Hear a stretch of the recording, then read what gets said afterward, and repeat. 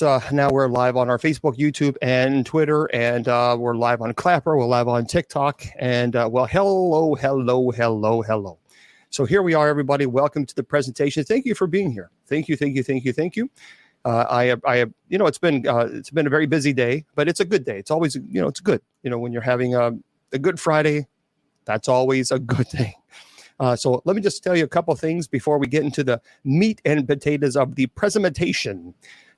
First of all, I want you to go to this website. It is kgradb.com. That is, of course, the folks who sponsor the shows. And KGRAD as in dog, B as in bicycle.com. And I want you to make sure you subscribe and put Bishop as your promo code, because if you do that, you're going to get 30% off your subscription. It's already very, very inexpensive as it is, but hey, you're going to get 30% off. Why not? Anytime you get 30% off, that's a good thing. So make sure you go to subscribe and make sure you put Bishop as your promo code. Now, if you want to go to my website, it's real simple. Just go to bishopjameslong.com. That's it. Simple as that. Easy peasy. bishopjameslong.com. And of course, if you want to go to the church's website, people always ask, is usocc.org. There it is. Very, very simple. And that's all the information for you. And hopefully you'll enjoy it, and it'll be it's there for you. So, oh goodness, your grandfather had a heart attack. Well, certainly pray for your grandfather. No question about that. You can't ever take a life for granted. That's for sure. Because you don't know when the good Lord says, come on home. So I appreciate all of you guys being here. I want to remind you that tonight we do have we have night prayer. The Bible said we have night prayer, and night prayer is at 10 p.m. Eastern Standard Time. So all you got to do is just go to bishopjameslong.com.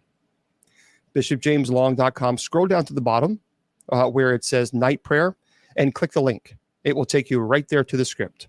And there we go. It's you're going to have a good time, and check it out. But, it's at 10 p.m. We play music around 9:45 or so to relax everybody. And so please join us. We'd love to have you.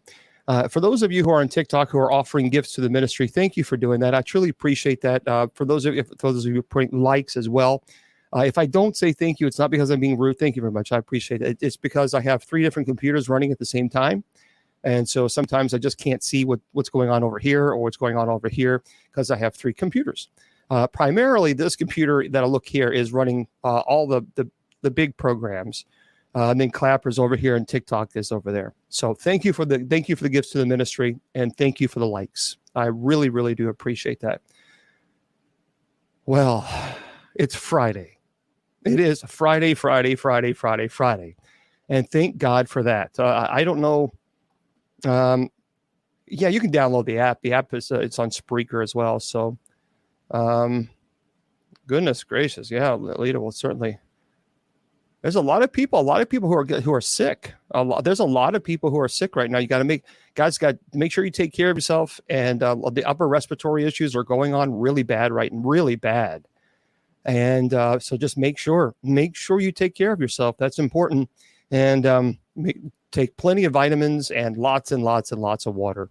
And that's important. I'll talk about how dangerous the demons are. I've been doing that now for the past 2.5 years. And I do it constantly.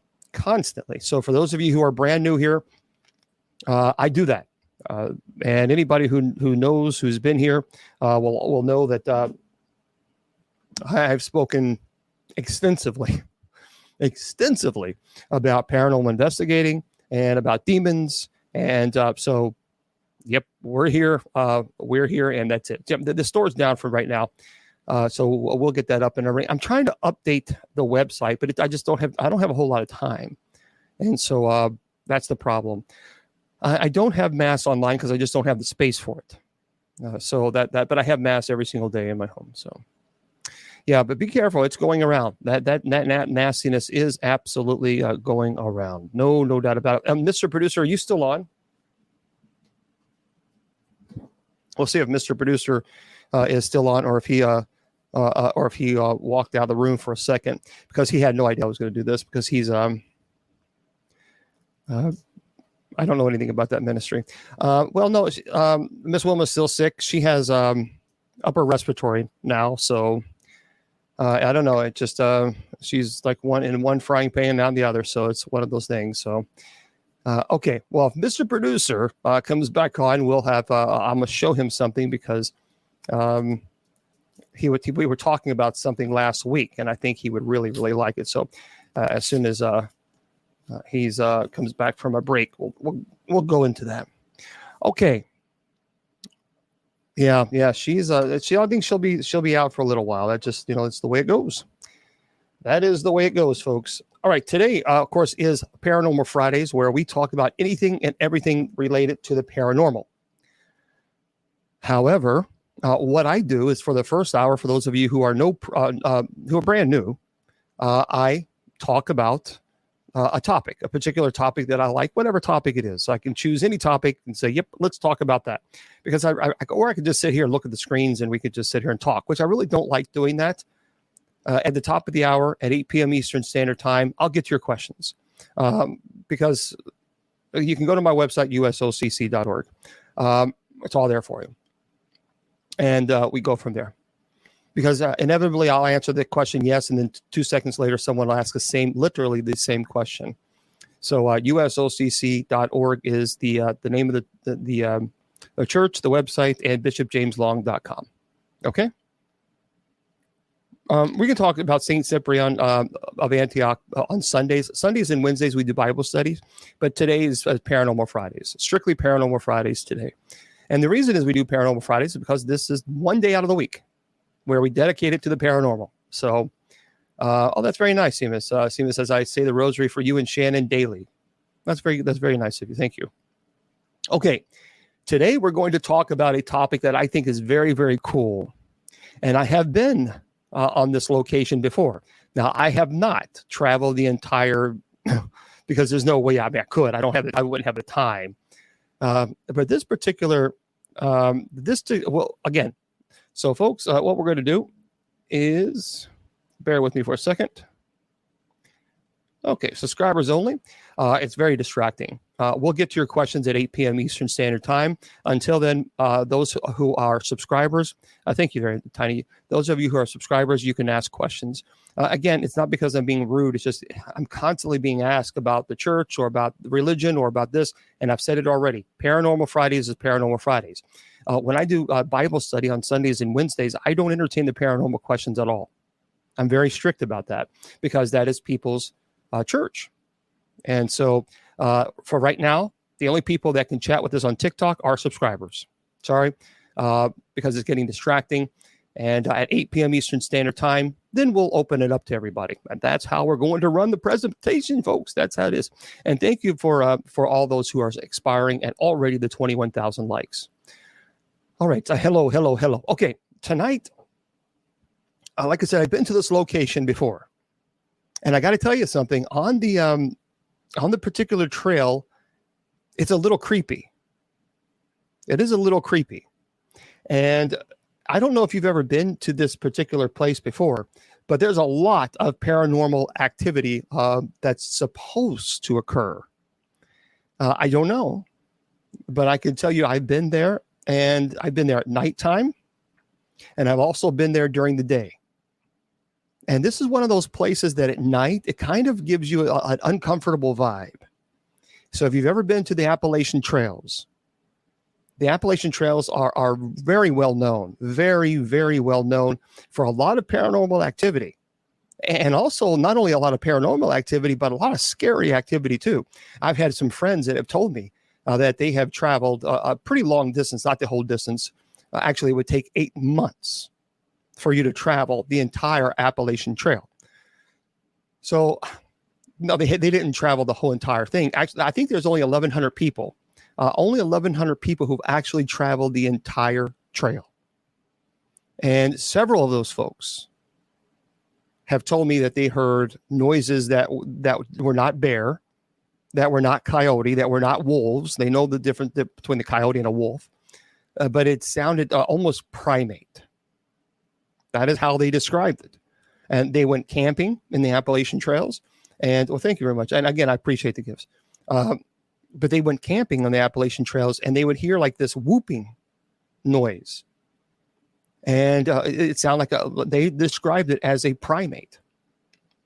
That would be terrifying. Because first of all, you're in the Appalachian Trails. We don't have chimpanzees. We don't have gorillas in the Appalachian Trails. We don't have monkeys. So yeah, a lot of people say that it was Bigfoot. I don't know, but there are some friends of mine. They just love camping. They camp all the time. That's what they love doing. They've been pretty much everywhere all over the United States. But they have told me ever since they camped that one time at the Appalachian Trail, they'll never do it again. They will never, ever, ever do it again. And they've been all over. They've been to Alaska. They've been to everywhere, where big animals are. And but they will never, ever. They've been even Kodiak Island. They've been to Kodiak Island. Kodiak Island, for those of you who don't know, it's the world's largest population of Kodiak brown bears, big, huge, massive bears. And they were more frightened in the Appalachian Trails than they were when they camped out on Kodiak Island. Now that tells you something, because Kodiak Island has a lot of these huge, gigantic bears. But it's terrible. Right. Yeah. Ginga says, what ruined camping for me for a good minute was the Blair Witch movie. Honestly, the Blair Witch was not a bad movie. It really was not. It was very low budget, but it was pretty intense. So that's what they described it as, a whooping sound, and it scared them. I mean, it really terrified them. So for those of you who don't know, let's talk a little bit about the Appalachian Trails. We've never done this presentation before, and I thought, you know what, this would be pretty good to talk about this. This is Alexander Dmitriev. So let's discuss this, so I can give you an idea of some stories that have been reported from the Appalachian Trails. It's stretching for more than 2,200 miles. That's how long. This is not, a lot of people don't realize how big the Appalachian Trail goes. 2,200 miles, traversing in 14 different states. Did you guys know that?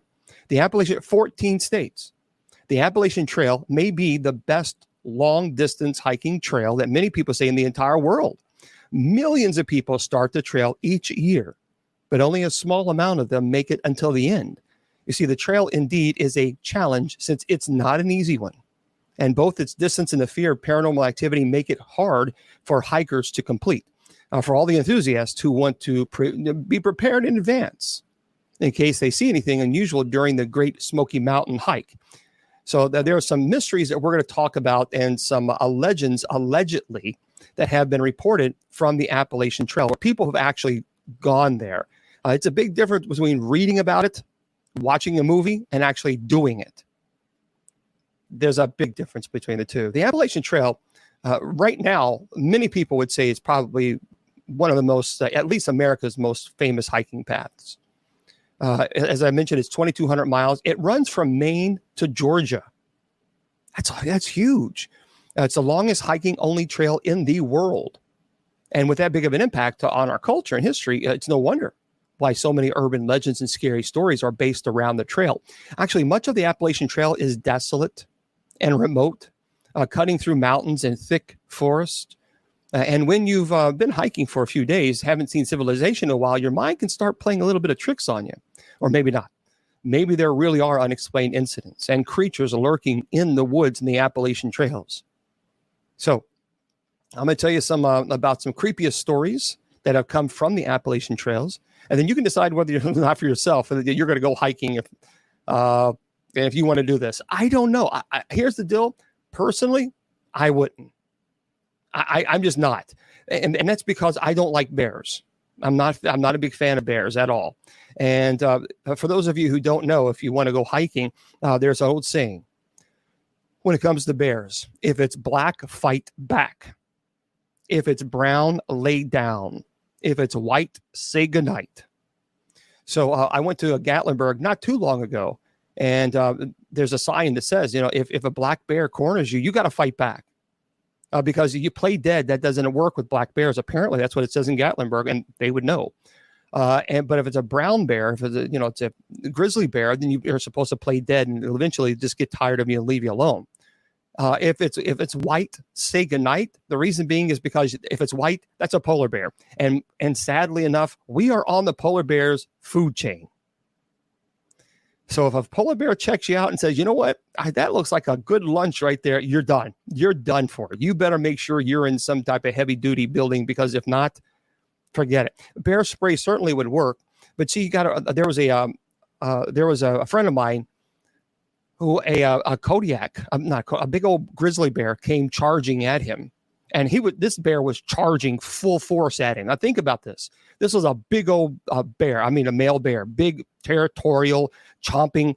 One thing you need to know: if you're in the woods and you're hiking, and the bears will kind of huff, and they'll kind of chomp, like they'll chomp their jaws.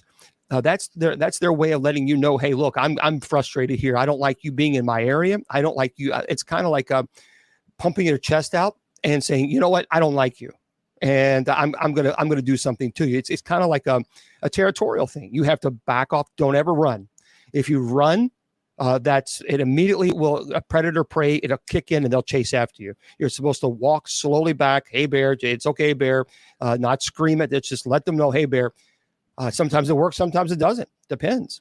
But a friend of mine had bear spray, and this big, gigantic, this big old bear came charging right at him. And this bear was going full force.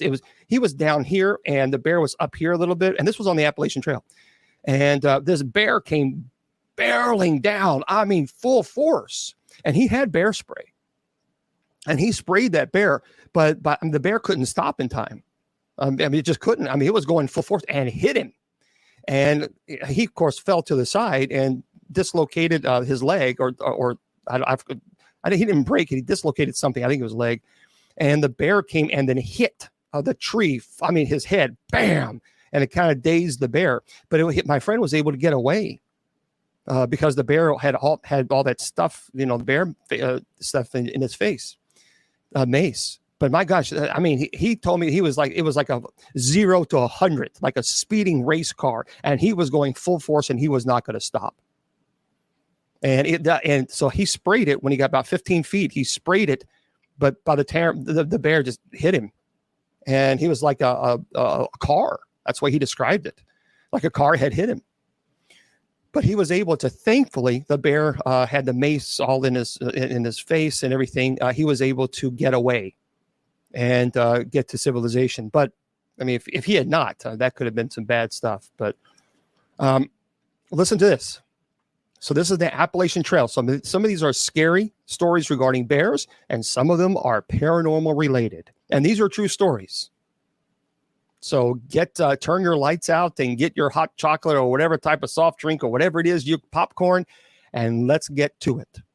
A young couple was hiking on the Appalachian Trail in the southern part of Virginia when experienced something they could not explain. You see, while they were asleep in their tent one night, nope, I wouldn't do it. They suddenly woke up to the sound of rustling and odd noises coming from outside their tent. The man went out to investigate and managed to scare off some figures he saw lurking around. And he almost chased after them, but decided against it. The next day, they made camp with their backs to a cliff in order to be prepared. They both slept with guns next to them. And sure enough, the figures returned. And once the man announced they were armed, the figures left. So the next day, the couple hustled to get out of there. Around midday, they rounded a corner and saw a silhouette of a figure standing in the distance, watching them from afar. They quickly were able to get off the trail and back to civilization, but the whole time they felt that they were being watched. And they described these figures as humans. They were not bears. See, this is what I'm talking about. With the Appalachian Trail, you just don't know. You don't know who you're going to run into.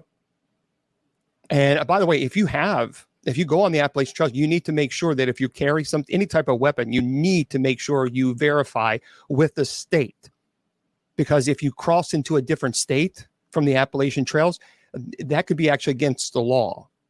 So you need to know if you're going to travel the Appalachian Trail and you're going to go up or go down, however you're going to do on the Appalachian Trail. If you do that, you need to verify, okay, can I carry a a weapon from Georgia all the way to Virginia. You got to verify that, folks, because if you don't, you can get in some trouble. So just a little PSA kind of a thing for you to know that. Here's another one, and this is really creepy. There's a movie called Wrong Turn. I believe it was 2021. I think I just watched it just the other day, and it's basically about these nuts basically who live in the woods, and they started their own entire commune and everything. And that's basically in the Appalachian Trail. Now, allegedly based on a true story. I think it's called Urban Trail. Let me double check on that, everybody. Oh, you've seen it? Yeah, I just saw it. Let me just double check, make sure that's right. Well, I don't know if that's it. I don't know if that's incorrect. Is it Urban Trail? Or I'm sorry, Wrong Turn. I said Wrong Turn, didn't I? Hold on, I want to make sure because I just saw it and I'm trying to find out. I can't remember. It's not a bad movie. I think it's called Wrong Turn. Thank you very much, Nancy. I appreciate that. And thank you again for the gifts. Let me just double check, everybody. I think it's called Wrong Turn. Let me double check. Hold on. I said Urban Trail, but because I watched it. Yeah, that's what it is. Okay. Yeah, I watched it yesterday, and isn't that terrible that I watched it yesterday? I don't even remember where I watched it. I'm telling you. But it's Urban Trail. There is Wrong. Why do I keep saying that? Wrong Turn. Yeah, there it is. Yeah, it's Wrong Turn, and they have wrong Turn 1, 2, 3, 4, 5, 6, 7, 8, 9, 10, 11, 100. And I watched the I think 2021 version. Yep, that's what I watched. There it is, right there. It's Wrong Turn. It's 2021. Friends hiking the Appalachian Trail are confronted by the Foundation, a community of people who have lived in the mountains for hundreds of years. Now, allegedly, that's loosely based on a true story. A true story meaning that there are people who are living like a commune, living in these on the Appalachian Trails. So there are some things that are like, but it's basically loose on a true story. There's also, if you've not heard, there's a great movie. If you like bear movies, BEAR, where the bears kind of they're a little scary, then you got to go check out the movie called Back Country. Folks, let me tell you something. If I will not go camping in the woods in a tent. I won't do it. Yeah, Grizzly Man is another great one, right? I will not go camping in a tent in the woods. Not going to happen. Nope, never, ever, never, never, never. If I go camping, I'm going to be in a cabin or in a camper. It's going to be something heavy, something strong, and there's no way I'm going camping in the woods in a flimsy little tent. Ain't going to happen. No, nay, shenay. No. Oh, you have your own cabin. Oh, now Chrissy has her own cabin. Well, now I'm very painfully jealous. And envious is one of the deadly. I'm one of the 7 deadly sins. Thank you very much, Chrissy. I love going to cabins. That's my favorite thing to do. But I would not. 38 foot for this guy. I agree. I'm telling you. How many of you have hiked? I'm just curious. How many of you have hiked? Oh, I got to fix this. Oh, this stupid. I got to get another one. I'm curious. How many of you have camping and you? So, okay. How many of you have done this in a camper? Not a camper, but in a tent. A camper. I would love a camper. You guys have honestly have camped outside in the woods in a tent. See, this is what I'm talking about. I would rather, you have 100 years. I would rather, without question, work a demonic case. And I'm not kidding. I would work a demonic case rather than camping in the woods in a tent. I would. You guys, so many people have. I love camping. I love camping. But a camper, I love a camper. One of those pop-up campers. Those are really cool. Someone's asking, well, thank you, Brett. No, my Jeep is not fixed yet. I don't know. I've sent Matt many messages playing, please. He's working a lot of hours. I know. But my transmission is all tore apart. It's been 2.5 months now. It's like, come on. So I don't know. There's nothing I can do. There's nothing. I mean, I can't fix it. I don't know what to do. I don't know how to fix it. I've sent many messages, many texts. So I don't know. It's a little frustrating. So we'll see. We'll see. I wish we can get it fixed, so I don't, yeah, it's really frustrating. It's really frustrating about the Jeep. I don't know. I don't get it. I mean, so I begged and pleaded, please, let me know what's going on. Let me know what's going on. Nothing. I can't even get a response. So anyway, I don't know. Who knows? But ultimately, I think what I would eventually like to do down the road is get a little pop-up camper. Get a little pop-up camper, and then maybe a simple, very simple truck, a pickup truck that could haul it. And that's what I would like to do eventually. Okay, so camping. More camping, no tent. Yes, more camping, no tent. I agree. I do love Gatlinburg. You know what we should do? Anybody who's in Gatlinburg, we should put a get together kind of a thing. Wouldn't that be neat? I think that would be very cool. Because I love Gatlinburg. That's my all-time favorite place to go. So if you are in Gatlinburg, let's try to. I would love to set something up, a little conference. We could get a meet and greet kind of a thing. By the way, a meet and greet. I want to let you guys know this. A couple of things. Remember June 1st. I will be appearing as a cast member along with some other fantabulistic individuals. Sean's the part of the cast, as well as Rich. I think, well, you guys don't know Rich, but you guys know Sean. He's the seminarian. And clergy from all around the world, basically all around the United States, got together, and we talked about our cases. And then Travel Channel recreated those cases. The show is called Eli Roth Presents Legion of Exorcists. That's the name of the show. Eli Roth Presents Legion of Exorcists. I'm one of the cast members. It's going to be June the 1st on the Travel Channel. Make sure you tell everybody all about it. I'm looking forward to it. It's going to be very, very exciting. Also, this is just announced, and we'll get to back to the Appalachian Trails in just a second, but I completely forgot all about this. So just indulge me for a moment. Many of you always ask me if I ever am at a paranormal conference to please tell you. All right. My very good friend, Jason McLeod. I think Jason is one of the nicest people you will ever meet. He is actually a writer, as you know, and an investigator. I've talked about him. He's a demonologist, and I've talked to you many times about Jason. He worked with the Warrens, and also he has 2 phenomenal books called Dark Siege. If you have not purchased those books, guys, I'm telling you, you need to purchase them. But anyway, he is putting together a group of exorcists, and we are gathering, and we're going to do a presentation together, and it's going to be in Connecticut. And so it's July 22nd. July 22nd is the date. Make sure you put in your calendar to be here. It will sell out. Because this is very rare. This kind of stuff really doesn't happen a lot, hardly ever. So if you do want to go, here's what you need to know. It's at the Heritage Hotel. So I'm going to be there along with Bill Bean, who is a friend of mine. Jason McLeod is going to be there as well. My friend Archbishop Ron Fail will be there, as well as Archbishop Cloud. He will be there as well.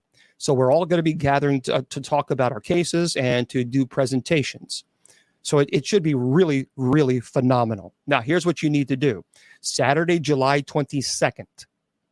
That is the event. It's going to be in the Heritage Hotel in Southbury, Connecticut. And if you want to get tickets, you need to go darksiege.com/defeating the demonic. Let me put this in here so that you guys can see it on Facebook, YouTube, and Twitter. darksiege.com / defeating the demonic. Hello, welcome. So again, it is Dark Siege, www.darksiege, siege.com / defeating the demonic, all one word. Okay, please get your tickets. Because if you don't, they're gonna sell out. So if you're in that area, all right, make sure you do that. And there's going to be, we're going to work. Yeah, it is a meet and greet. It's also a dinner, I believe.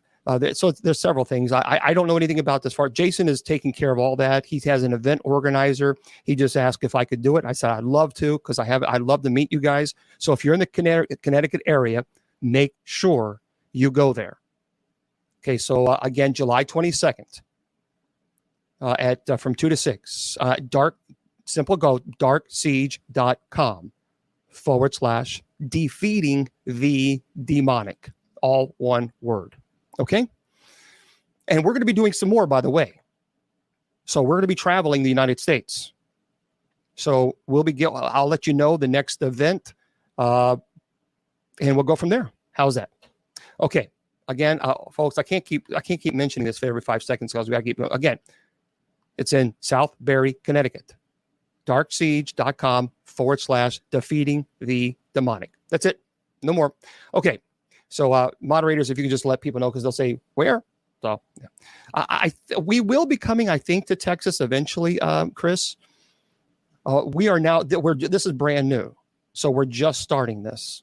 We're just starting it, so I'm really excited about it, and I love meeting people, and I love talking to folks, because it's one thing you see me behind the camera, you know what I mean, but when you actually see me face to face, I get to meet you, you get to meet me, and I think that's pretty cool.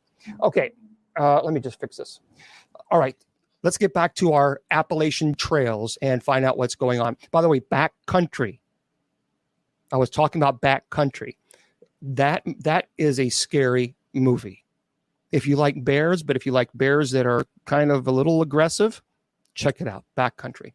Okay, in 1980, listen to this. In 1988, on the Appalachian Trail, a man was hiking along the trail when he underwent an awful experience, perhaps more frightening than a ghostly encounter. Now, this is a true story. See, he was hiking on the Appalachian Trail when he noticed a bright light coming from the forest next to him. Now, not wanting to bother anyone, he didn't investigate, but he set up camp somewhere close by, because he thought maybe there was somebody there just camping, and he felt comfortable, obviously, being around other people. He awoke in the middle of the night to find a man standing over his hammock. Now, he is in... Okay.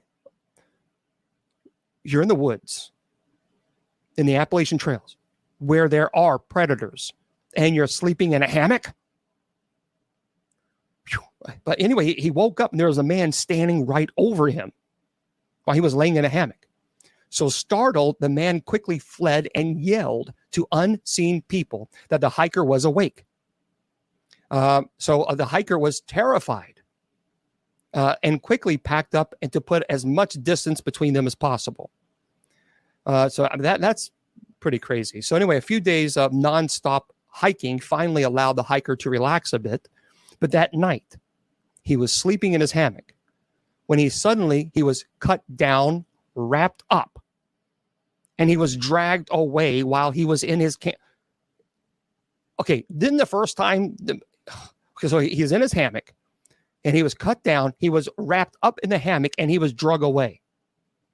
He was beaten mercilessly while the people shouted at one another as they were preparing something. But luckily, the hiker was able to cut through the hammock and escape. Even though he made it back to civilization, police inquiries into finding the people who kidnapped him came back with absolutely nothing. That is, back country. Yeah, that's scary stuff. Can you imagine? Whew, my goodness gravy. You know what? I am telling you what. Wow. Wow.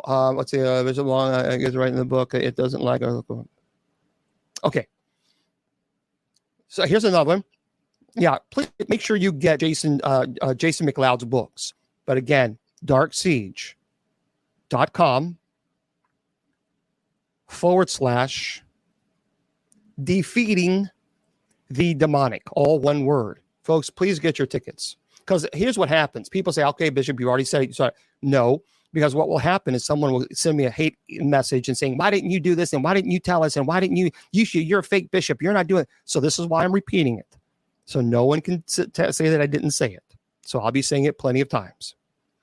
Listen to this story. Yeah, dark seas are great. Children usually make everything creepier sometimes, especially when you see little ghosts running around. That's what makes this man's story even more frightening. By his account, he was backpacking along the Appalachian Trail with a few people when something bizarre happened. He and his group awoke one morning to find their campsite surrounded by a thick mist. And as they were packing up, they started to hear children's laughter coming from all around them. And once they were about done packing, a group of children led by one parent walked out of the mist and started to walk past the group. The kids asked the backpackers where they were going, and someone responded that they were hiking the Appalachian Trail. The kids started to laugh, and one of them said, "This isn't the Appalachian Trail," and kept walking. And throughout the day, the campers could hear the children giggling all around them. Oh, no. See, but for me, I would be like, okay, who are these children? I got to find out who is this person carrying or walking children in the woods. I guess at night it would be creepy, obviously, especially if you're in a tent. But that would be a real creepy situation. Listen to this, and this is again on the Appalachian Trails. So we've never done this presentation before, and I thought this would be fun. And in May of 1972, a hiker saw a ghost from another time on the Appalachian Trail. You see, the hiker was walking alone. Very dangerous, folks. Please, if you're going to go hiking in the Appalachian Trail, number one, don't go alone. It's too dangerous. I haven't gone to yet in Arizona, but I'd like to. The hiker was walking alone and noticed a heavy ground fog. No, it's interesting, isn't it? That had started to surround him. And he looked up and saw a person walking with a heavy coat and a wide-brimmed hat. The man slowly staggered about, looking at the grounds as if he was looking for something that he had lost. The man started walking towards the hiker, still looking down at the ground. So the hiker moved to avoid him. And when they were close to each other, the man suddenly looked at the hiker, who instantly became afraid of the man's cloudy blue eyes that stared straight through him. He was also shocked to realize that the man's clothes all seemed to come from a different time period. And the hiker tried to say hello, but the man did not respond. And after the hiker walked a little distance, he turned back only to discover the man had completely disappeared. Now, if this is a true story, which these are reportedly true stories, this would be considered a full body apparition. And I have seen full body apparitions before, especially with one case where the mother, I've talked about this before, she lost her little son. He was a 4 or 5-year-old kid, and he kicked the ball out in the street, and he got hit by a car. And obviously she was devastated. She lost her son. When she was younger, she'd done a lot of things that she shouldn't have done, playing with Ouija boards and doing black magic and doing some really bad things.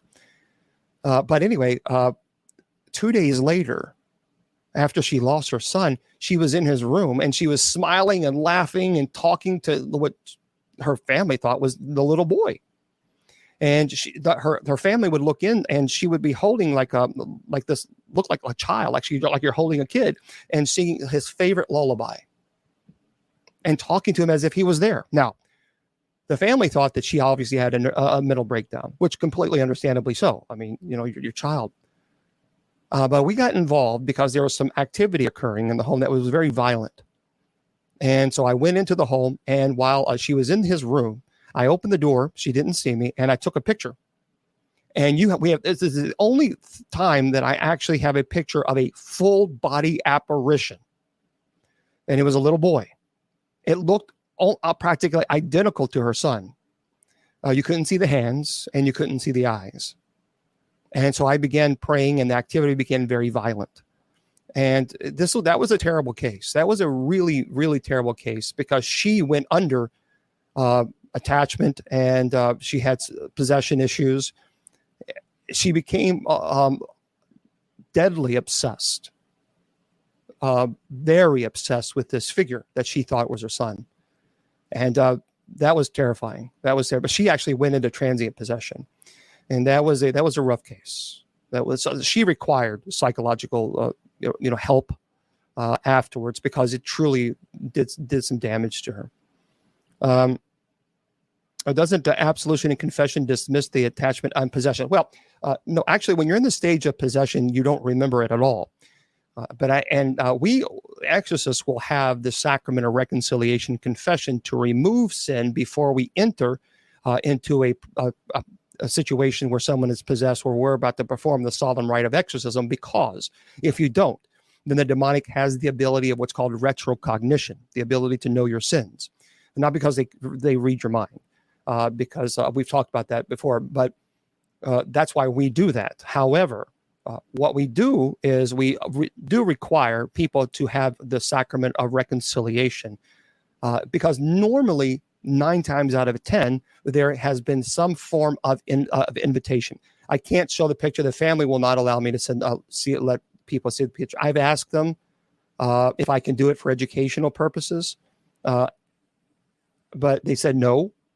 And I got to respect that. I would love to.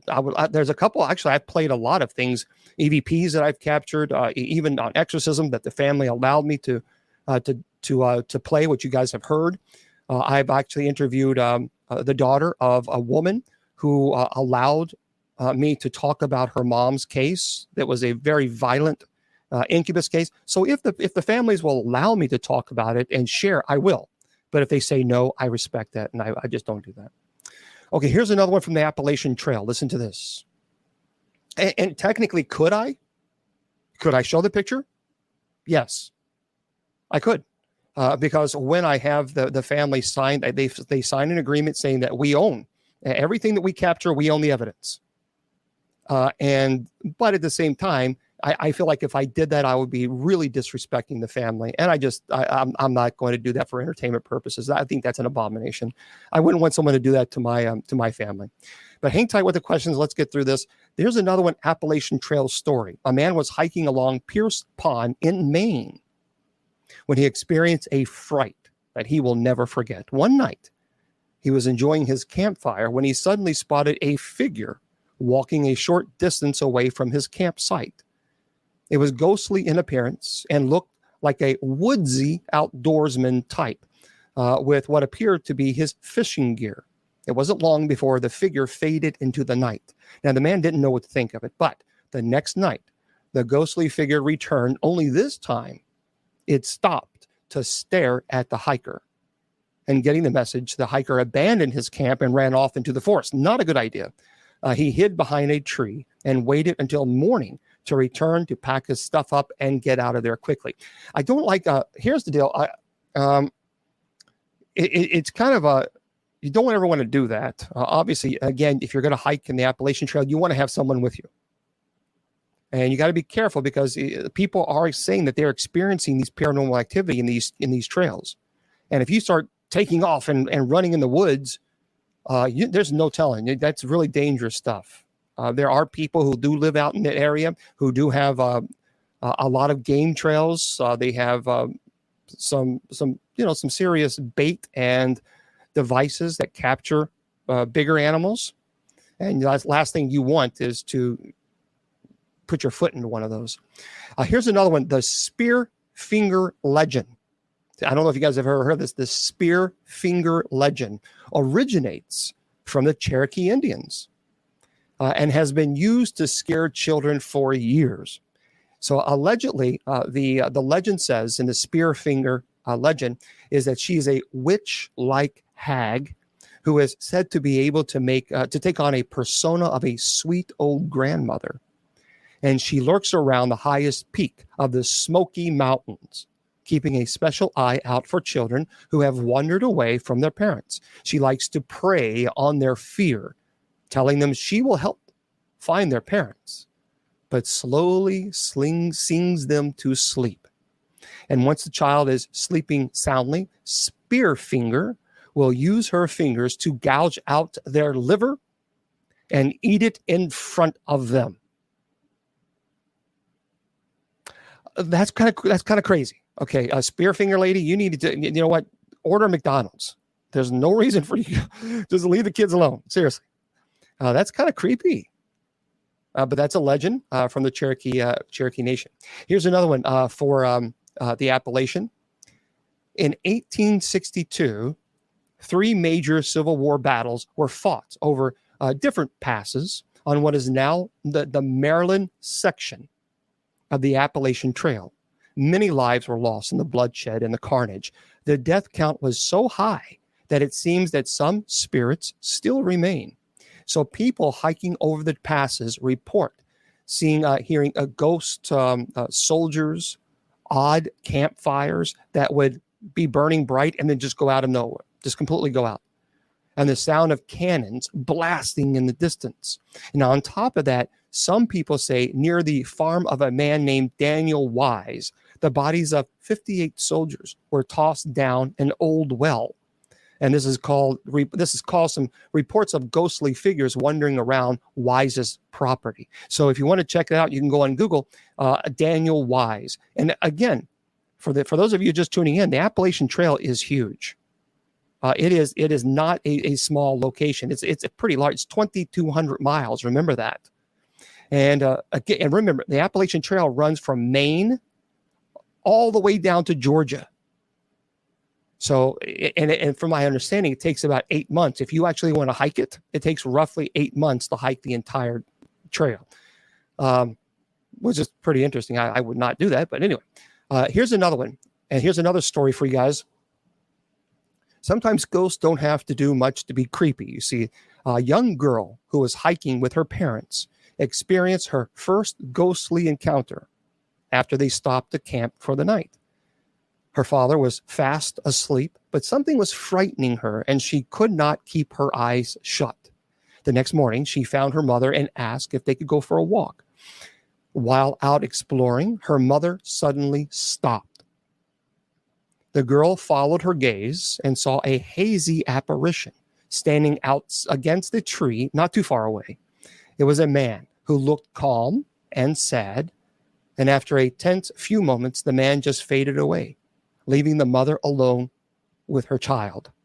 There are so many of these stories. There are so many that you would be stunned. You would be absolutely stunned. And again, at 8 o'clock, I'll answer some of your questions about demonology and the paranormal. But right now, we're talking about the Appalachian Trails and the scary stories that come with it. Here's one in Dudleytown, Connecticut. That's pretty cool, isn't it? You know, I'm going to have to, when I'm in Connecticut, I'm going to have to see how far Dudleytown is. And thank you for the likes. Almost 67,000 likes already on TikTok. Thank you very much for the likes, everybody. And thank you for the gifts, as well as the likes on Clapper, too. But listen to this. In Dudleytown, Connecticut, has an ominous nickname. It's otherwise known as the Village of the Damned. You see, it's called that because of its horrifying history. A true story here. It was founded by descendants of Edmund Dudley, who was beheaded by Henry VIII for treason and was said to have cursed the land and a cursed family. And the Appalachian Trail runs right by it. Dudleytown was built in the 18th century and was abandoned in the 19th century, leaving only ruins in its wakes. No one knows for sure why it was abandoned, but some people believe it's because the residents who stayed there soon went insane or committed suicide after claiming they were possessed by demons. Nowadays, people report seeing strange lights and orbs surrounding the area. Oh, Deb, do you know Dudleytown? Deb Vitt on YouTube is saying Dudleytown is pure evil. Oh, and Deb is also saying Dudleytown is off limits to visitors. See, I've never been to Dudleytown. Well, tell us. I mean, can you tell us? I wish I could bring you on, but I can't because no one will be able to hear you. What is you see it's off visit. So if people go there, will they be arrested? What happens in Dudleytown? Have you ever been? That so you know what we're gonna have to do? Maybe we'll do a See, I love knowing the stories like this, you know, out in the Appalachian Trail that people don't know about. But it's called Dudleytown. So for those of you who want to check it out, you can Google it. And I think, you know what, maybe I'll do a show on Dudleytown. So Deb, maybe we can get you on on the show, and I could interview about Dudleytown if you know a lot about it. That would be really cool. That would be, we could pretend to be ghosts. Yeah. Okay. Deb Vitt, I tell you what, send me a message on Facebook. And if you would be willing to be a guest, I would love to interview you. Because it sounds like you've been there. That would be very, very cool. There is my Facebook address, my URL, facebook.com/Bishop James Long. Make sure you send it to the right one. But if you would be willing to come on and talk about your experience with Dudleytown, that would be amazing. That would be so very cool. Okay, cool. You couldn't get in. Okay. Yeah, I would like, so we'll have to do that. Okay, Dudleytown, Connecticut. I'm going to screenshot this, and anybody who has been there, I'm going to find out who has been there, and I'm going to bring them on the show. Oh, it was for sale. Well, there we go, folks. We'll have to find out. We're going to find out about this. So listen to this one. Geraldine Largay disappeared in the Appalachian Trail without a trace. So here's what happens. Every year, many people don't know this. Every single year, about 24 hikers go missing on the Appalachian Trail. That's a lot, folks. That's a lot. That tells you something is going on. People can say, well, animals, predators, sure. But 24 hikers every single year. Thank you very much, Carol. Thank you. But a vast majority, however, they do go missing, but a vast majority are found within just a few days. And that's what makes this very strange case of Geraldine Largay even more mysterious. See, the 66-year-old was halfway through hiking the trail in 2013 when she just vanished. And on that day, she was planning on hiking 8 miles north to meet her husband at a rest stop. And throughout her entire journey, her husband met up with her at certain points to provide encouragement and supplies, but Largay never arrived. Her body was found in 2015, just 30 minutes from a road that led to town. So, folks, the Appalachian Trail is no joke. There's some crazy things. Here's another one. Listen to this story. This is even crazy, really crazy. In 2011, a man took a week off work to go hiking along the Appalachian Trail, but it turned into a frightening experience he would never forget. One night, he heard noises coming from outside his tent, but didn't bother to go out to investigate. The following night, he was sitting around his fire when suddenly he was shocked to see a man standing near his firewood.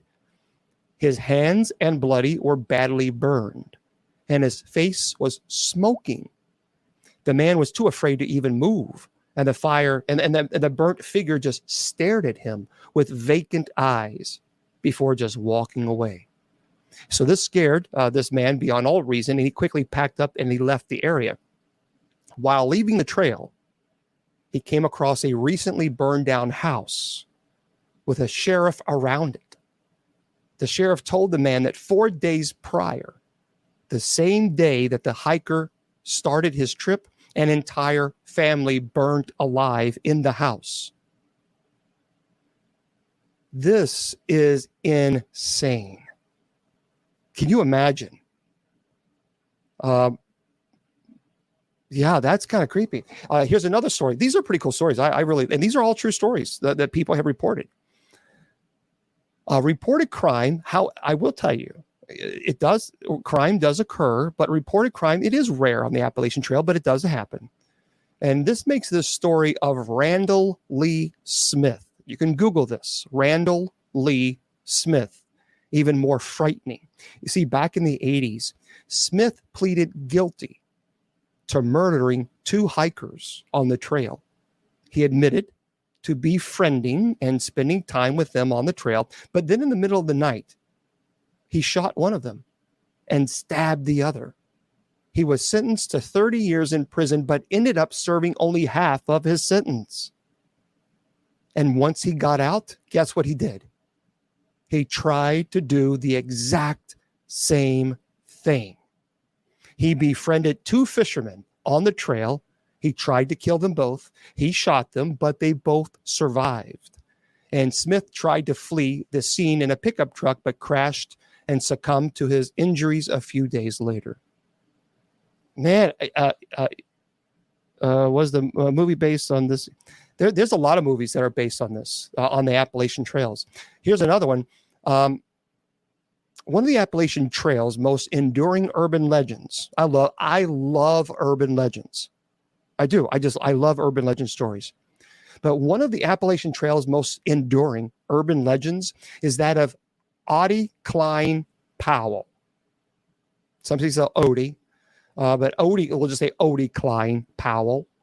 On top of Bluff Mountain, you can find a marker with information about 4-year-old Powell, who passed in the exact spot over 100 years ago. Since then, hikers have reported seeing a little boy wandering the campgrounds looking for something but never actually finding it. Now, nobody knows how Powell died, which has caused countless theories about him and why he still haunts the area. Some people also have gone out of their way to create entire narratives explaining what happened to Powell. But really, the actual truth seems lost to history. But many people are saying that they see this little boy in this area all the time. Here's another story, the White Mountains. The White Mountains are one of, and truly is, the White Mountains are one of the Appalachian Trail's most beautiful sections. So you can look up White Mountains and Appalachian Trails. I looked that up before when I was doing the prep work for the show. It is gorgeous. But one spot in the heart of the mountains might cause some pause. It's beautiful. It's called the Greenleaf Hut.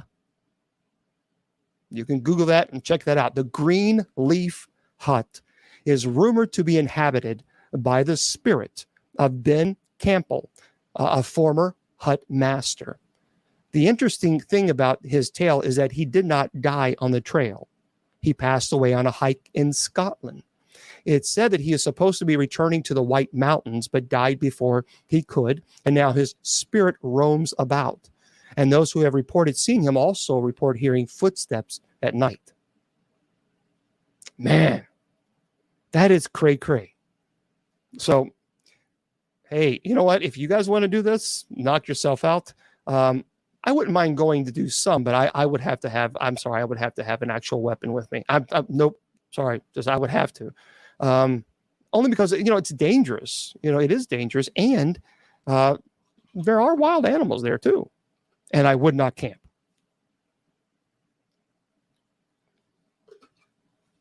So let's talk about this. Because I want to make sure, he just walks around. It doesn't say anything, doesn't do anything, but people say that he that's what he does. Here's the very interesting thing.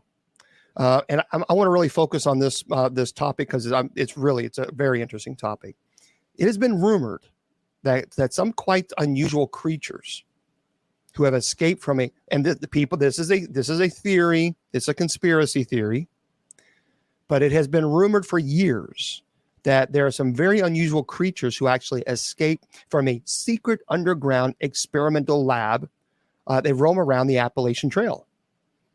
They seem to be similar to humans, but have a very different from us. It's rumored that their home is mostly the secret underground tunnels along the trail, and such tunnels have indeed been found in the face of remnants of an old military base in the Blue Ridge Summit. So here's a couple of stories that people have talked about these creatures in the Appalachian Trail. There is a legend that for hundreds of years, there has been a creature. It looks similar to a dog, which has been scaring off both people and animals coming, through his way. And while the so-called snarly dog isn't actually doing anything, the terror of seeing him is causing incidents. The hikers are forced to take another more difficult route on the Appalachian Trail because this snarling dog, if you will, is blocking the easier path. He is also known to cause accidents with cars. And the area, for those of you who want to go check this snarly looking weird dog out, is South Mountain, Maryland. Yeah, a lot of people say they are cryptids. Now, what many people don't know, what many people don't know is how was your crew kicked out of Area 51? You can't even get in Area 51. That would be an interesting story. Here's another one, the Bell Witch. Now, I've never been to the Bell Witch, but it definitely is a location that I would like to go. Get this.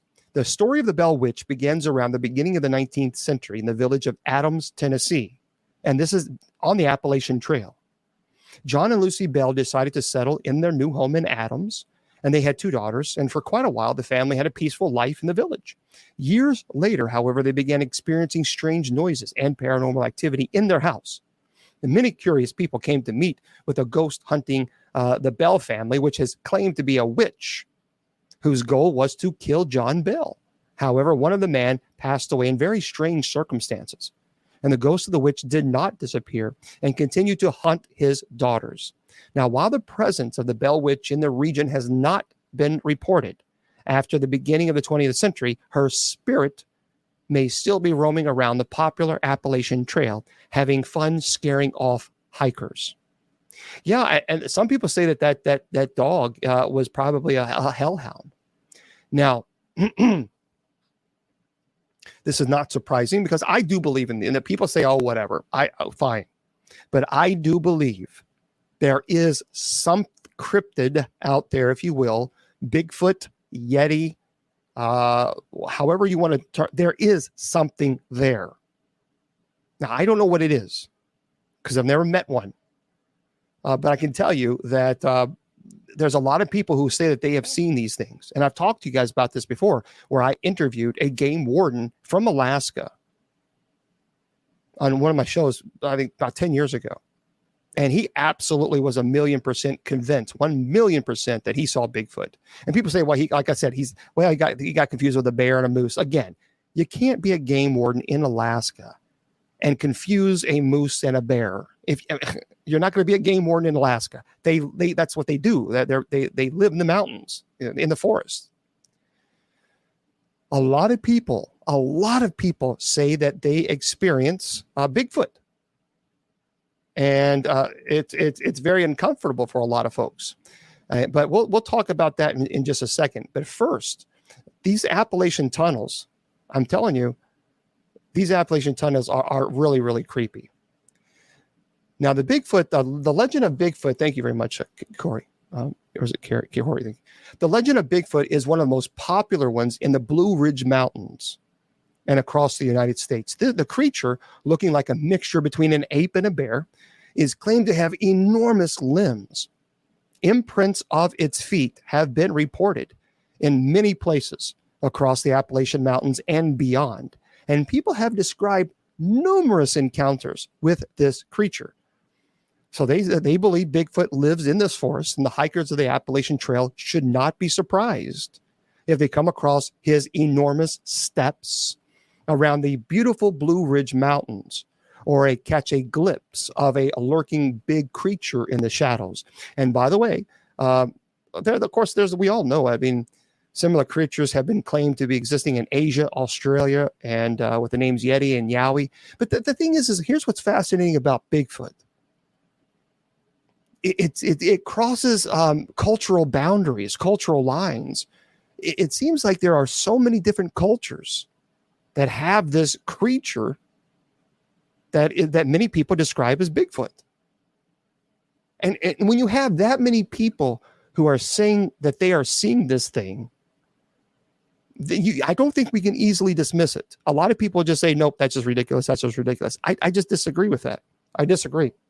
You have to watch a documentary called Discovering Bigfoot, 2017. Okay. I don't think I've seen that. Let's see, Discovering Bigfoot. Documentary 2017. Let me check it out, make sure, see if I have it. So it's called Discovering Bigfoot. It's a documentary. They say it's in, trying to see, let's go to YouTube real quick. To me, I love when I hear, Bigfoot stories and people talking about their experience. Some of it has been violent and some of it has not been. So it's just interesting how it's different, a different perspective on things. Yeah, I'm going to have to check that out. Excuse me. Oh, here's a trailer. I don't know if you guys have not seen this, but I went on. It looks like Gravitas Ventures is the one who. Oh, beautiful cinematography. My goodness.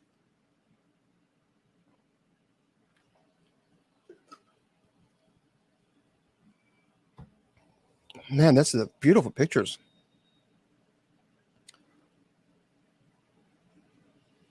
Oh, yeah, I'm going to have to check this out.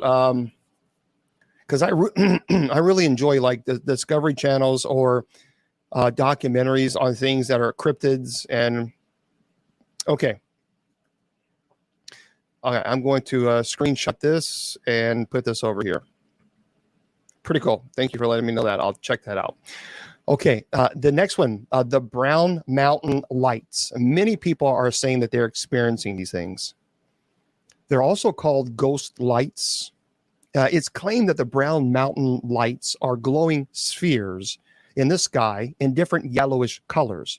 It is also said that they have been happening for over a century, yet their occurrences now is a rarity. Reports of them before the 20th century are also present, and that is why there are a variety of legends that explain their origin. One of the most famous ones is that these are the souls of Native American women searching for their loved ones who died in the battle between the Cherokee and other tribes. Another popular legend is that these lights are the torch of a slave that continues searching for his lost friends and family in the forest. That's pretty cool. Well, thank you there, Blurple. I'm working hard with my weight loss. Continue to push forward and do my 5 miles and 5 to 7 miles every single day. So, okay, here's another one for those of you who don't know. Many people are describing what they say is the Mothman in the Appalachian Trails. I talked about this before. I don't know if what I saw was Mothman. I don't know. I've talked about this at the Gates of Hell Cemetery in Kentucky. It's a rural Kentucky. I don't know what this thing was. But some people say that what I saw was Mothman. Oh, yeah, Harry and Henderson's great. But the Mothman is a large red-eyed creature in a human form with enormous wings. Was first and last reported to be seen in the 60s in the village of Point Pleasant, West Virginia. His first encounter was with two couples during their drive across the village who claimed to have seen a large flying creature behind their cars.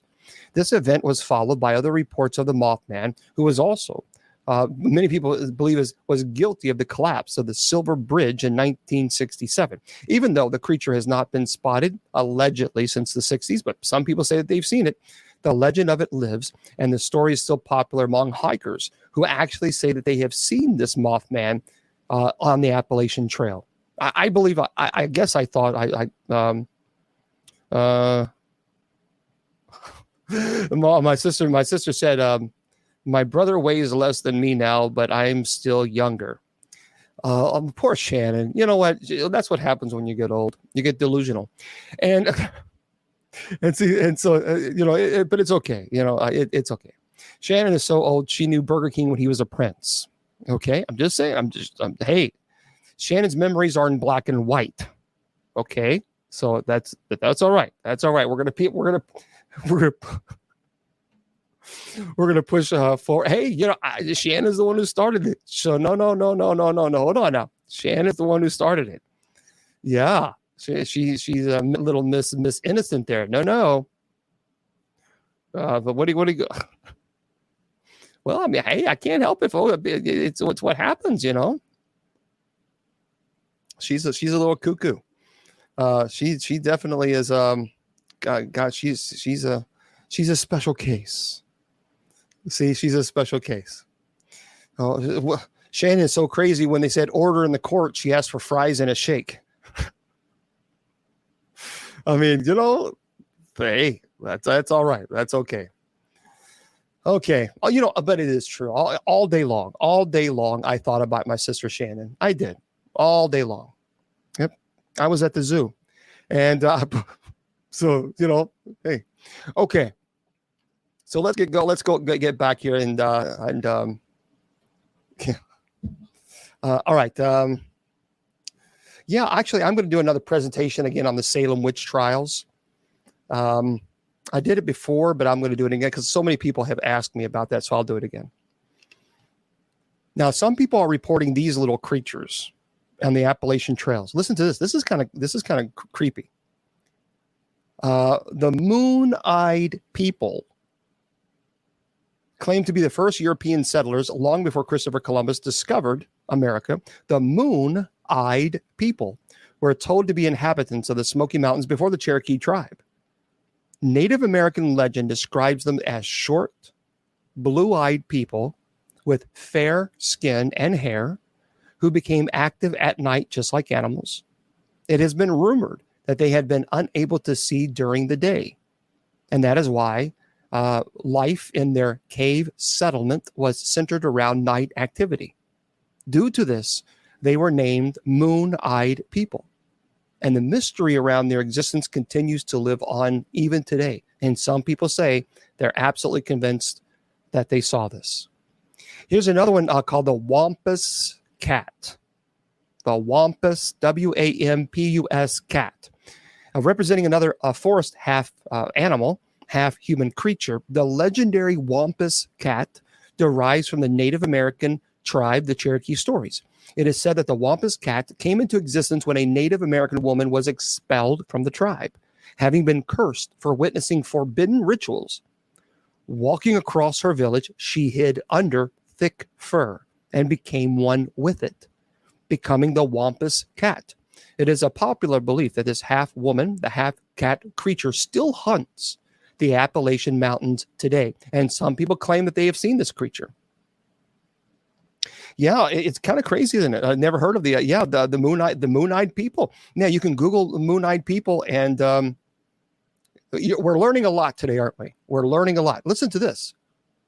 So you say, yeah, the Flatwood Monster, and you can Google all these. A lot of these are urban legends, but people have reported seeing these things. So the Flatwood Monster, another monster claimed to have come into existence in the 50s. Is the Flatwoods Monster. It was reported to have been seen in Braxton County, West Virginia, by elementary school boys, a woman, the mother of the two of them, and a 17-year-old National Guard.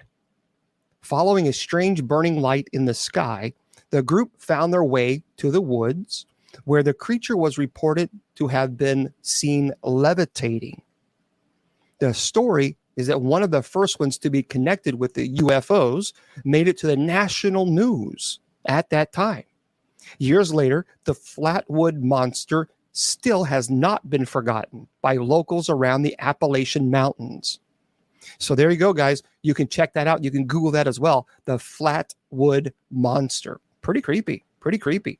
And finally, we're going to wrap it up here with the Pierce Pond Ghost. People are reporting seeing this Pierce Pond ghost.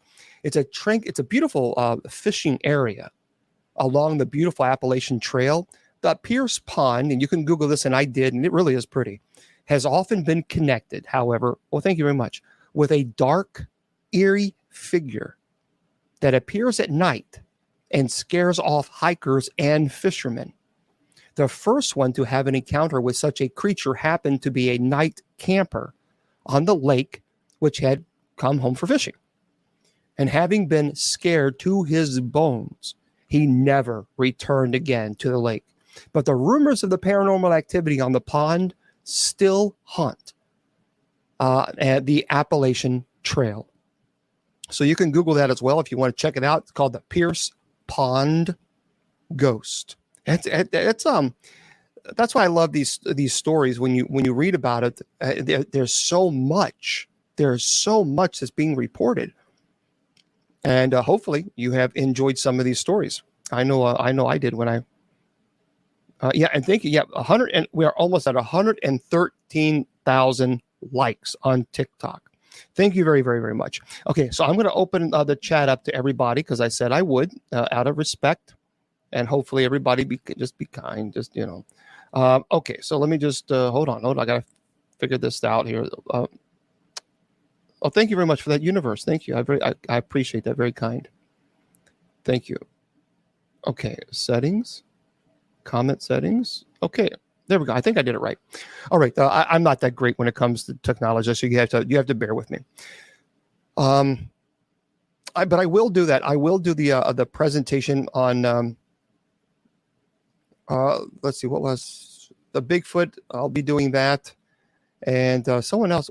Someone asked me what else? And the Village of the Damned. Yeah, we'll have to do that. Someone else asked me to do a topic. What did I say I was going to do? Am I sleeping? No, I'm not sleeping. Are you asking me if I have insomnia? So this is my third day being awake. So hopefully tonight, my brain will say, "Okay, James, it's time to go to bed." And that's what happens when insomnia does not mean that I go to bed at 3 or 4 o'clock in the morning. Insomnia means I don't go to sleep. So like at 10 o'clock at night, I'm really tired, and I'm like, okay, I'm kind of, but then my brain wakes up. It's like, oh, it's 10 o'clock in the morning. Let's go. And that's how insomnia works. And so it's literally my brain is awake at 10 o'clock. It's like at 10 o'clock in the morning, even though it's 10 o'clock at night. And that's what happens. And the witch trials. Yeah. Thank you very much. The Salem witch trials. Yeah, we'll have to, we'll have to do that as well. Because I did do a presentation on that before. And I will do the Salem witch trials again, because there's so many people who really like this. So let me just Salem witch trials, and I will put that on here. If there's a topic that you want me to do some research on, and I'll be happy to do that, because I always like doing a lecture style, like in the first hour, because I want to teach something. I don't want to just sit here and look at the screen. To me, I like to teach. Salem witch trials. So we'll do that. Okay. So yeah, if you want me to present a topic, just let me know, and we'll go from there. And we'll even urban legends. I'm going to be doing another one on urban legends, but it's going to be some really, really cool urban legend. The Amityville. Yeah, I don't think I've done that one, but I know quite a bit about the Amityville. Amityville, it's actually a good one, because I know. I've talked. I was friends with Lorraine, so I've talked to her about Amityville, and so. Oh yeah, I know about migraines. I suffer from chronic cluster migraines, and due to football, and unfortunately, it causes for me it causes memory loss. So that's one of the things that's kind of like because I suffered so many concussions when I played football, and yeah, so I do understand that it's no fun and it hurts. Hold on one second, I'm just writing this stuff down. So there's a Bigfoot we'll do, and the Bell Witch. Yeah, that's an interesting story, isn't it? The Bell Witch. I know a lot of people who actually have been there. I've never been. I've never been to the Bell Witch area, so I've never actually. I'd like to, but I've never been to the location. But it would be a pretty cool thing to check out. So let me just type this in here. Bell Witch. Okay. Okay. All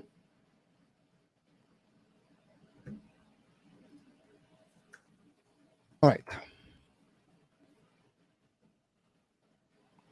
Have you ever heard of the tulpas? Yeah, tulpas is it's like how would I would it's mysticism, if you will.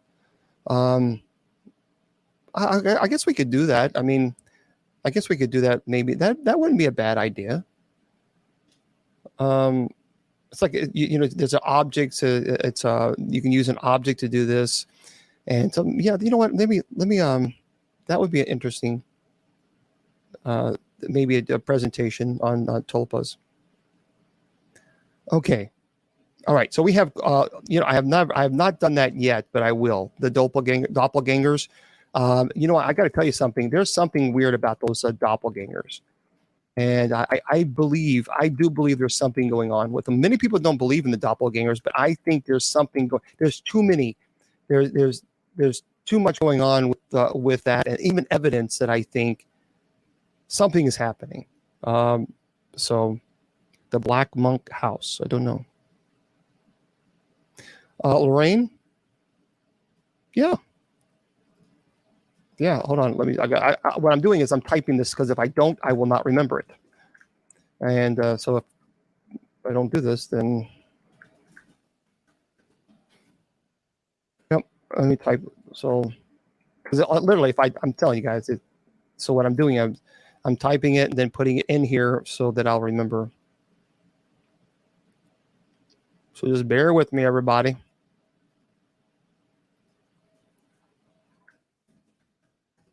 Okay. Yeah, presentation of Lorraine. So yeah, we'll so I have quite a few. I have of course Bigfoot, which we've done before, but Village of the Damned, which would be a very cool thing to talk about. Salem Witch Trials, Amityville Horror, Bell Witch, Tulpas, Doppelgangers, and Lorraine Warren.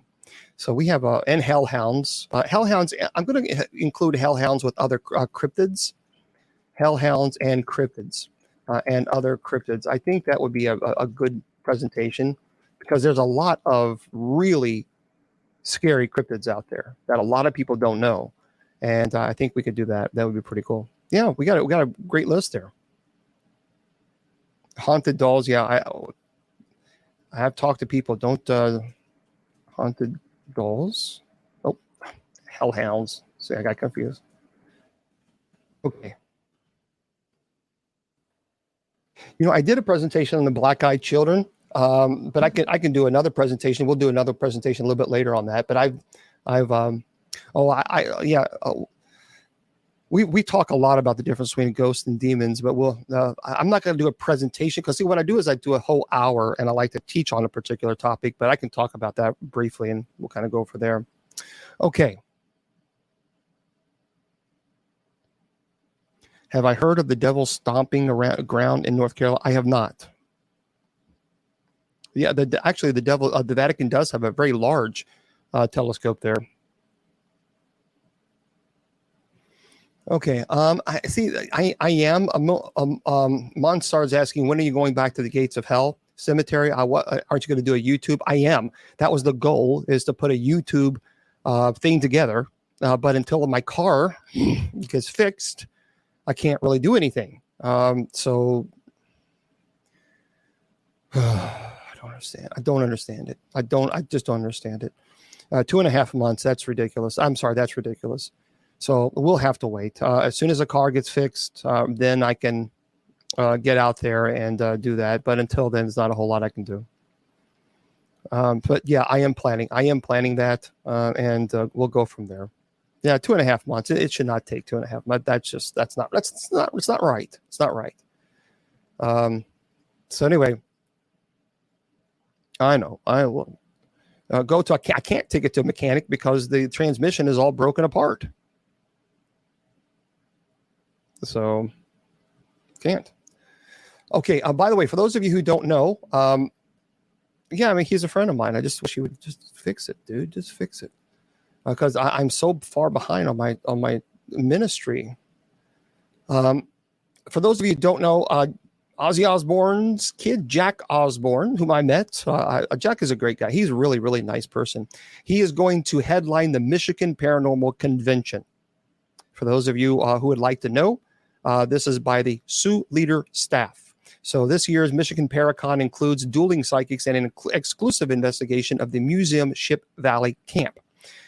So prepare for, it says here, for the news release, prepare for an otherworldly weekend of all things paranormal as the 13th annual Michigan Paranormal Convention descends upon Keewaydin Casino in Sault Marie from August 24th to the 26th. The Midwest's premier paranormal event will gather over 1,000 attendees who share a deep fascination and love with the paranormal culture. Headlining this year's Michigan Paracon is esteemed entertainer and adventurer and son of Ozzy Osbourne, Jack Osbourne. As a first-time presenter at Michigan Paracon, Jack's presence promises to captivate and thrill audiences. From his breakout role in the Emmy-awarding show The Osbournes to his extensive work in the paranormal realm, Jack has established himself as a prominent figure in the paranormal industry. And Paracon attendees will recognize Jack from he does all kinds of shows. I was on one of his shows. As a matter of fact, I was on Portals to Hell when he talked to me before going on to Bobby Mackey's. So there's going to be a lot of people who's going to be there as well. And I'm not scheduled to go there. So anyway, you can go and check that out if you want. And there'll be a lot of over 60 vendors will be on hand for paid attendance to visit with, discuss the paranormal. Outside of the off-site investigation of Valley Camp, Michigan Paracon will be held entirely at some casino and hotel convention center in Salt Lake or in Salt something. I don't know, Marie. Anyway, check it out. It's the 13th annual Michigan Paranormal Convention. If you want to go check it out, there it is. Yeah, I mean, I would, I could reach out to Ryan. I don't know if he does interviews anymore, but I met him a couple times. Yeah, I would have him on if he'd want to chat. What I need really is I need somebody to help kind of produce and get guests on and that kind of thing on the show. But it's kind of hard to do that because I can't put the shows together and everything else. I just don't have the time to also find guests. So that is very, very frustrating. Yep, June 1st. By the way, here's another one for those of you who don't know. This is by Anushree Banjari. And Keanu Reeves, a lot of people really like him.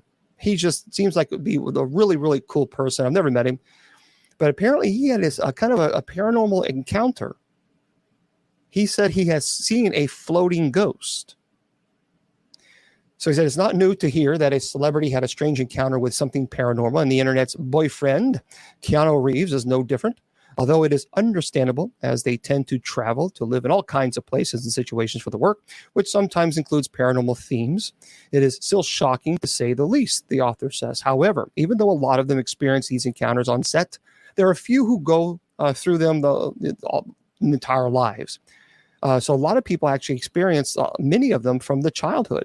Keanu Reeves not only experienced it as a child, but later on went to reprise somewhat of a similar incident in one of the most iconic movies of his career. The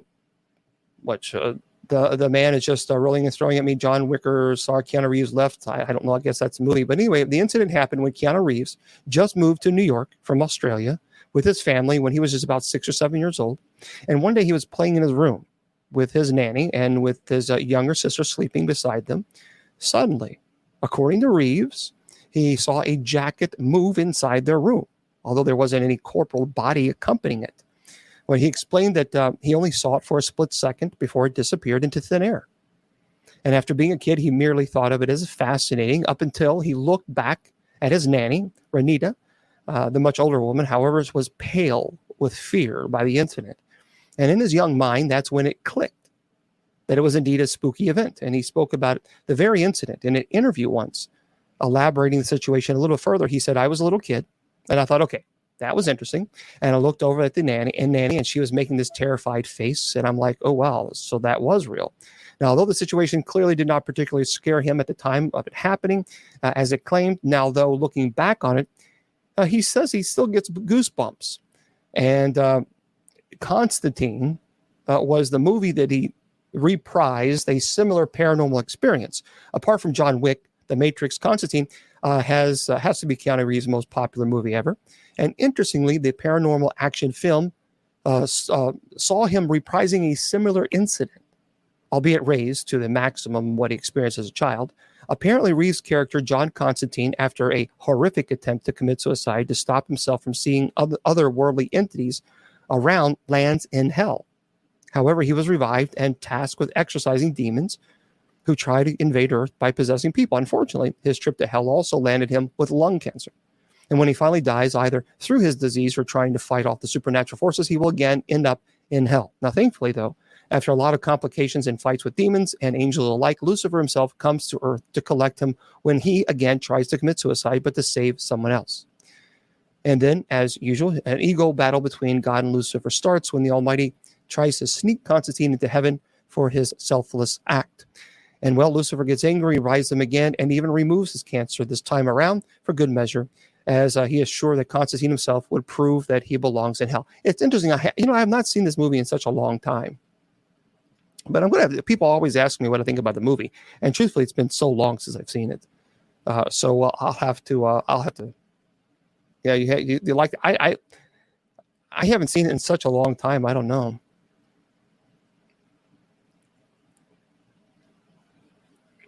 Okay, yeah, I've talked about Ouija boards. So I've talked about Ouija boards a lot. It's not a good idea. Stay away from Ouija boards. And by the way, here are, this is according to Oren Gray.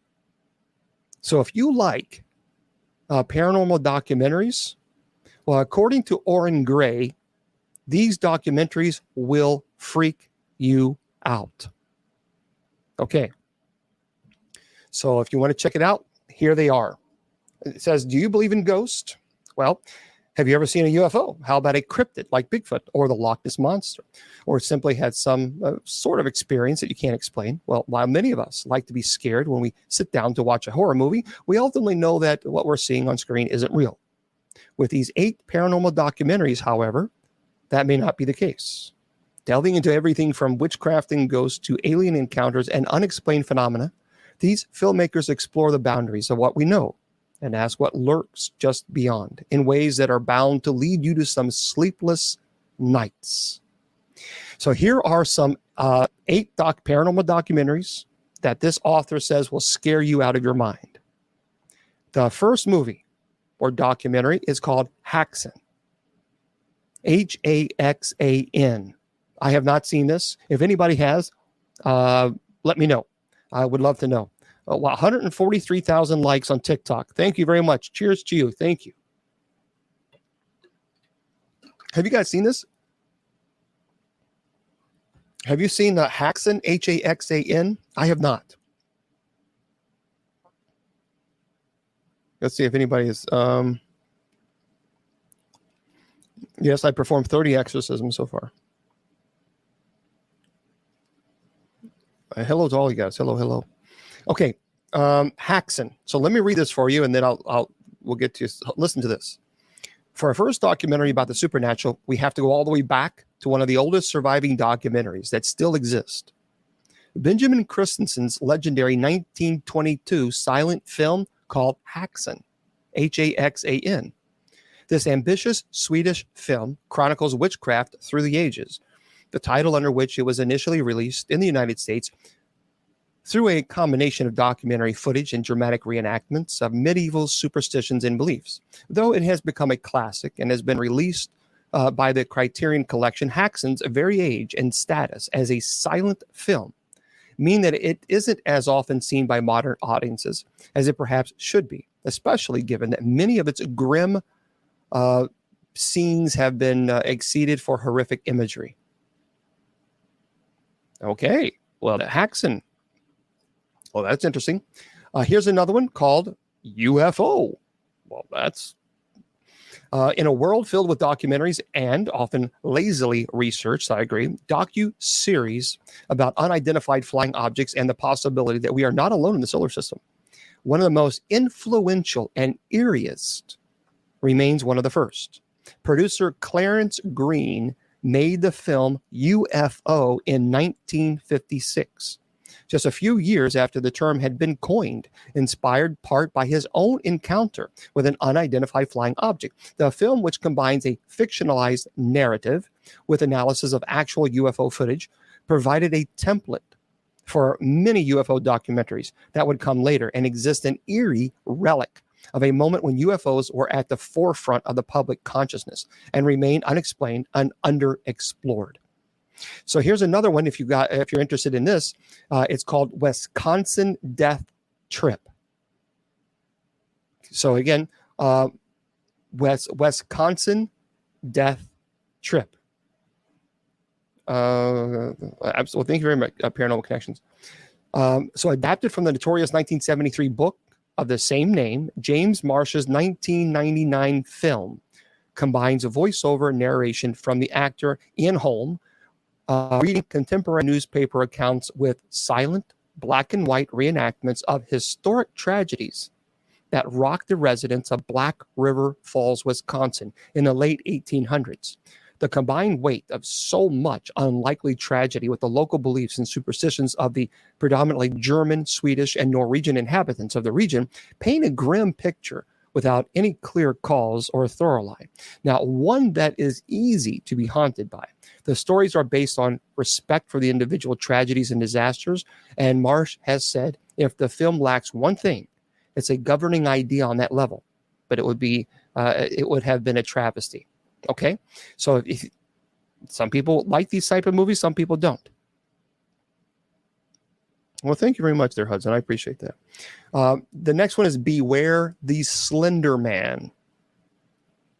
Many people have seen this. Beware the Slender Man. It says, we all know that Slender Man isn't real, right? Well, one of the most famous creepypastas, Slender Man, was created by Eric Knudsen on the Something Awful forums in June of 2009, and yet Slender Man has accomplished something few other paranormal entities have managed. He was responsible for a near-fatal stabbing in 2014. Beware the Slender Man focuses its lens on this crime, which was committed by two girls who wanted to appease the fictional boogeyman, and goes from there to explore. I think actually they did kill her. The repercussions of this creepy creation in our real world, in both fact and fiction. After all, once even made up a story reaches far into our lives, two begin to blur. I think they actually did kill her. It says near fatal stabbing, but I thought they did stab her. Oh, yeah, I thought she did die. Yeah, that's what the article says. But I thought she died. She died. But that is called Beware the Slender Man. The next documentary is called Demon House. So did she die? So a lot of people are saying she survived. Some people are saying she died. Oh, she did. Okay, so she actually survived. No, since she's okay. You know, we got to fix. Okay, we got to figure this out because people are saying some people are saying she lived, some people saying she died. We got to figure this one out. So that we're getting hold on. In the movie, she died. Okay, hold on one second. All right.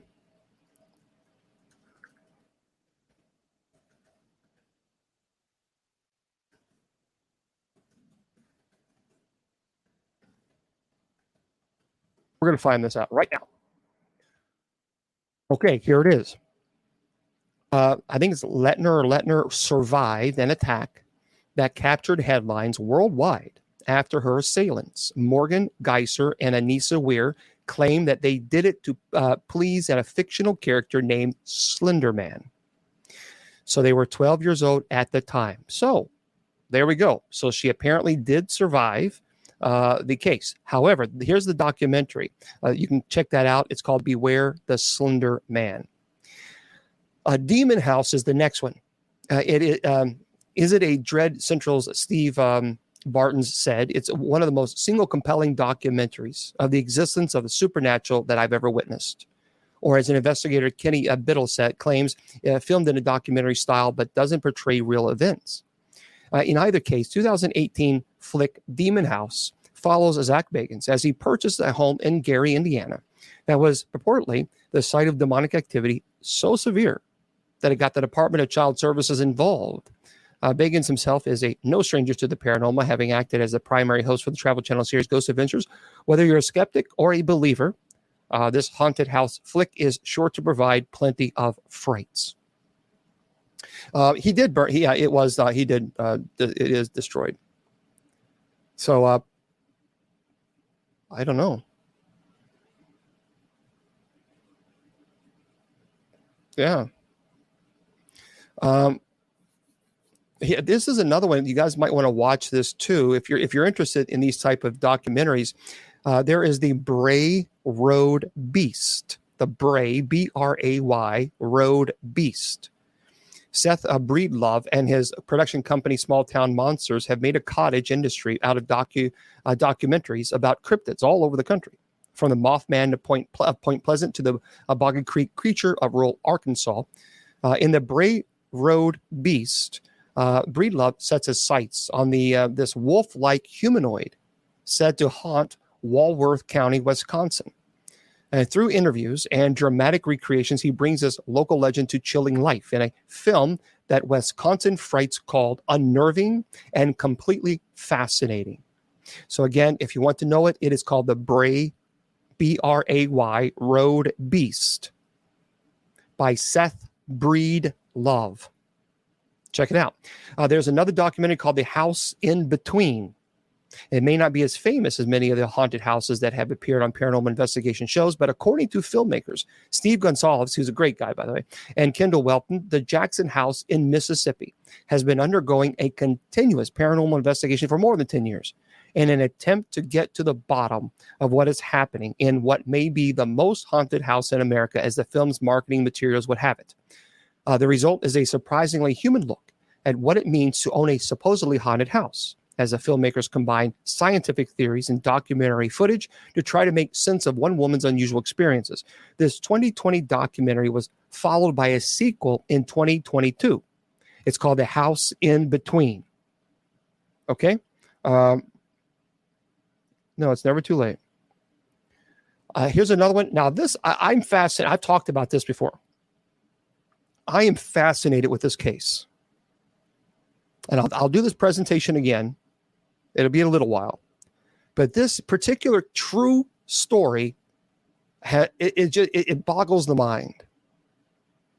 And it's called, for those of you who want to know, it's called An Unknown Compelling Force. That's the name of the documentary. An Unknown Compelling Force.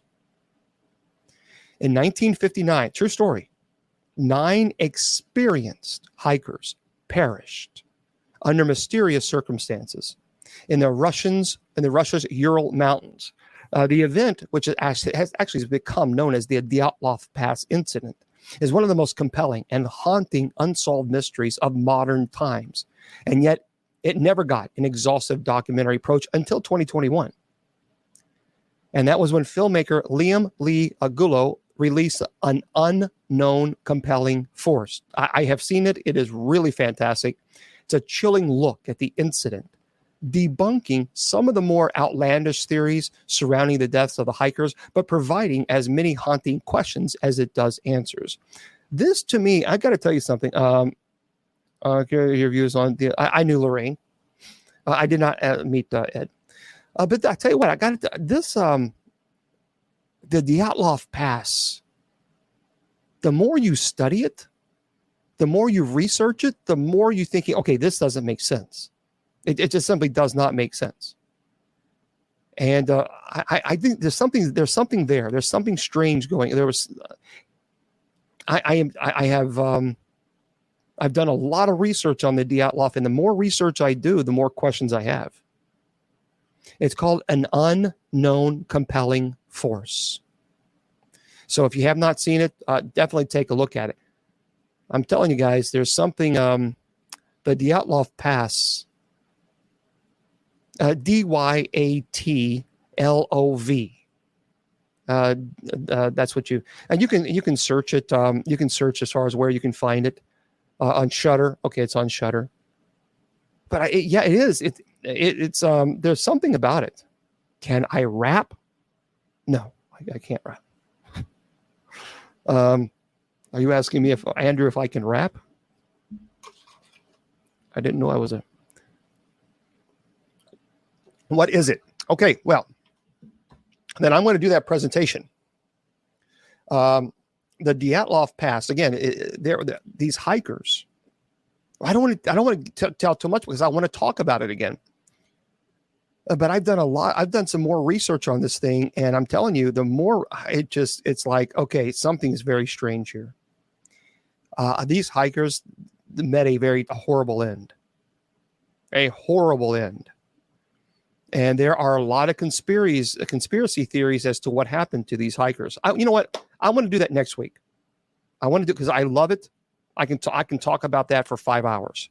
I have so much information on the Dyatlov Pass incident that I tell you what, I'm fascinated by it. So let's do that. Let's do that. We'll do that next Friday, the Dyatlov Pass. Make sure you tune in because, I mean, some of the things that you may have never heard about.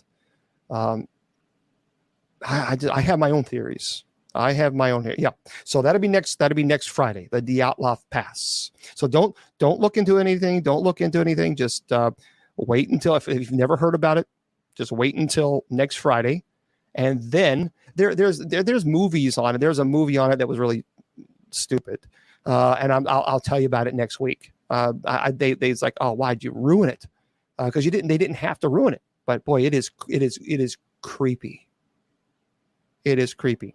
And I'll be sharing some things that I have learned and that I have talked to people who have actually investigated this for over 40 years. I've had the opportunity to speak to an investigator who has everything you can possibly imagine on this case. And you'd be surprised what this person actually thinks what happened. But that, you'll have to wait. You'll have to wait until next Friday for that. Fair enough. Okay. Yeah, we'll do that next week. Tomorrow I'll be here at 8 p.m. Eastern Standard Time, and we'll have open mic night. We're not going to really. I don't really have anything necessarily. You know, I'll always. Well, hello there, Rich. I always have something planned. I always like to teach about something. It's important, but tomorrow we just chill. Tomorrow is open mic night, and we just kind of just chill. I'll be presenting a lot of articles that I read that I found really, really interesting, and some really cool, and some scary encounters that I'm going to talk to you about, especially in the swamp. So there are some stories that you may have never heard about in the swamp that down there in Louisiana. That I tell you what. So yeah. You're going to the Bigfoot Festival. Oh, they're very cool. The Blue Ridge Mountain. Blue Ridge Mountains are beautiful. It's beautiful. Thank you very much, Victoria. I have never been to a Bigfoot conference or convention. I would love to go. I really would. I actually went to Colorado, and I went to the smoke. It was beautiful. Of course, I've been to Smoky Mountains many times down in Gatlinburg, but the Colorado, I mean, those mountains are just beautiful and big. And some friends of mine there, they were huge Bigfoot investigators. We discovered something. I don't know what it was, but I don't know what made it. But there was some type of structure. And this structure, and I have a video. I'll show. Okay, thank you there, Bill. I have a structure, and I took a video of it. And the roots, there was trees that were literally lifted up from the ground, with the roots still attached to the bottom of this tree. It was taken up, and it was built like a shelter. And I have a video. Maybe one day I'll do that when I do a cryptids, and I'll show that to everybody. But it was just, it was crazy. When I saw that, I thought, okay, this is not something is a little, and you see the roots and everything. There was no axe marks, nothing. These things were lifted up from the ground with the roots at the bottom. That's crazy. I want to remind everybody, remember, don't forget that this July 22nd, go to darksiege.com / Defeating the Demonic, all one word. I'll be there in Southbury, Connecticut. So make sure you get your tickets there because they're going to sell out. It's the Heritage Hotel, darksiege.com/defeating the demonic, all one word. Go there and I'll be there. Jason will be there and some other folks will be there. We'd love to meet you as well. Don't forget June the 1st, the Eli Roth presents the Legion of Exorcists. So make sure you check that out as well. But we got a little bit of time before we head watch that. For those of you who are on Spreaker, I'm going to say goodnight to you guys and see you guys a little later. I want to remind everybody again that tonight I do have night prayer. So love to have you. If you want to stop by and visit with us, that would be great. It starts at 10 p.m. Eastern Standard Time. But of course, we play the music around 9:45, just kind of relaxing music. Just go to bishopjameslong.com. Scroll down all the way to the bottom, all the way to the very, very bottom, and you'll see where it says night prayer. And if you click that link, it'll take you right there. And we'd love for you to stop by and pray with us. That's the most important thing. If you want to stop on by, we'd love to have you. Folks, remember, I tell you all the time, your value does not decrease based on someone's inability or refusal to see your worth. You're priceless, and never let anybody tell you or convince you otherwise. Facebook, YouTube, and Twitter. God bless. The Sacred Division has been brought to you by Bishop Long's online paranormal course. Learn demonology, angelology, paranormal studies, and genealogy. It's 100% online, and you learn at your own pace. Please go to www.bishopjameslong.com and click on the paranormal course link.